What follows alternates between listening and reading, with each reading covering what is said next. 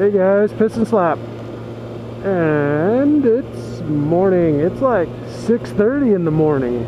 You get that farm fresh smell. So this morning I'm headed to work on my day off to make a video for you guys. We're going to be making a couple how-to videos, hopefully. If not, at least one. What we're looking for is going to try to do the coolant one, and that's what today's motovlog is going to be about, is coolant related stuff. Try to get out the brake video and maybe some brake pad inspections. That was requested by one of my subscribers a while back, and I told him that would be a great idea, because not only are we worried about the brake fluid, but you know, how to check your pad life and stuff like that.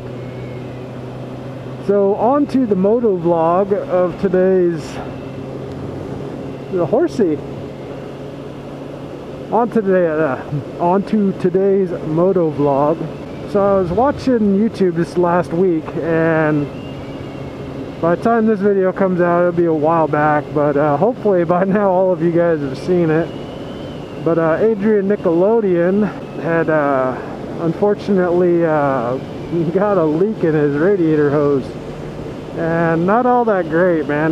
That kind of blows.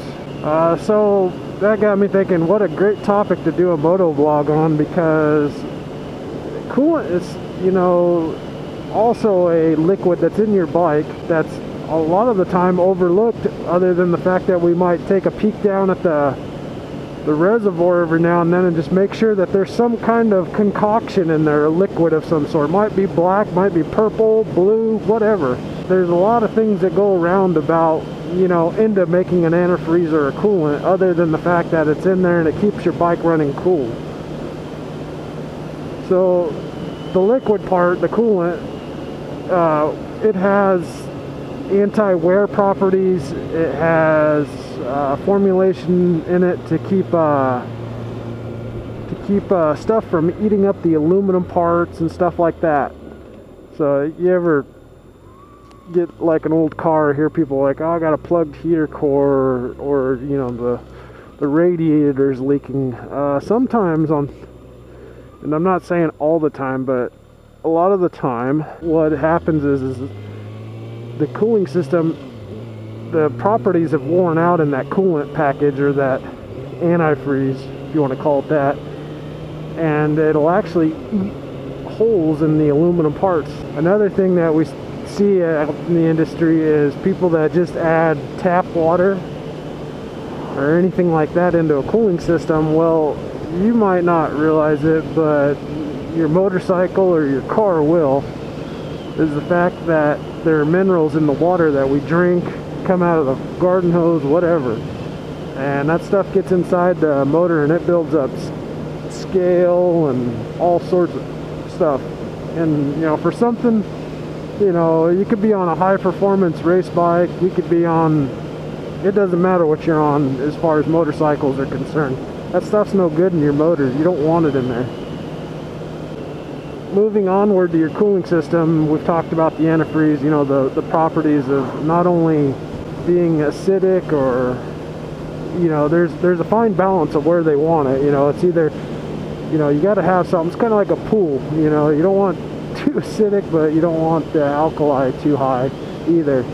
Also, along with coolant, you want that, if you're like me and you have your bike and you ride it year round out on the streets, you're going to want a antifreeze protection also. So that, I don't believe, wears out over time, but don't quote me on that, because I'm not an engineer or anything like that. But I have a couple things I'm going to show in my how-to video on testing the coolant for you guys, and we'll talk more about that in that video. So other things in your coolant system, how about your hoses that move the coolant from the radiator to the engine to the water pump?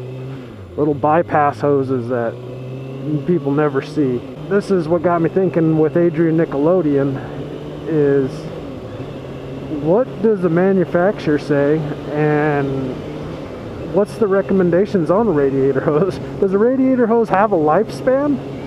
Well, according to them, they say 24 1,000 miles. I don't know what that is in kilometers. We'll put it right here for you guys that do the metric stuff. Or every 2 years. And that doesn't have a metric conversion, if you're wondering. That's what they're saying to replace them. Just remove them and replace them. Technically speaking, if I were to go off the build date of my bike, I need to put radiator hoses on it. Keep, you know, all the little bypass hoses and stuff.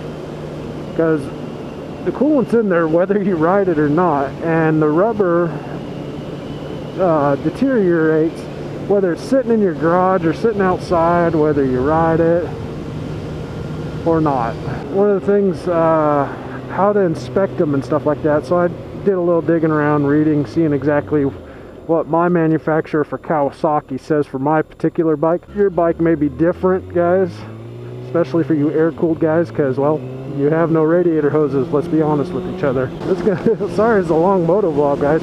It's just something important, you know, that you don't really hear people talk about. So to inspect your hoses in between that 2-year period that they're saying, or 24,000 miles, is to squeeze your hose, you know, squeeze it. Oh god, that could go so many ways. Do you squeeze your hose? You want to squeeze the hose and feel if it feels like brittle, or if it feels like really spongy, like you could almost just like pinch it in half. If it's like that, then it's time to go. You know, if it looks like it's sweating out oil, there's problems. There's been oil introduced into your cooling system, and you need to get those hoses replaced, along with figuring out that oil leak, because just putting new hoses on it's like putting a band-aid on a bullet wound. Nice dogs. You also want to look for like weird lumps in it, like if the inner liner has separated and the coolant's actually gone in between the liners and is trying to find a little way out. The little tiny pinholes, that's one way. Cracks, and some of the guys will say even the fact that looking at your hoses, they'll start building up crusties around the edge of the hose.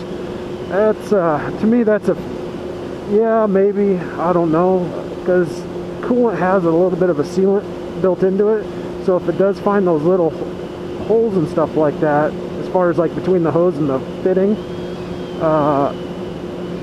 it may, you know, it'll seal up and form those crusties to keep the coolant from leaking out. So something to think about right there, guys, on your hoses and stuff like that.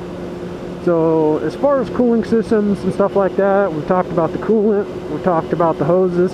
The only other components that are in there are your cooling fan, which, you know, you'll know if that comes on when your bike gets warm and the fan comes on. Look at it, you know, look at the fins in your radiator, you know, make sure they're not all packed up full of bugs and stuff.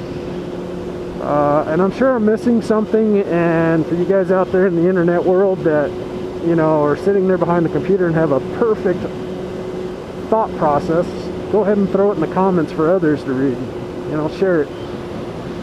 So that's all I have for that moto vlog today. We're going to go onward and make some more videos. So I'm Piss and Slap. You guys have a great day.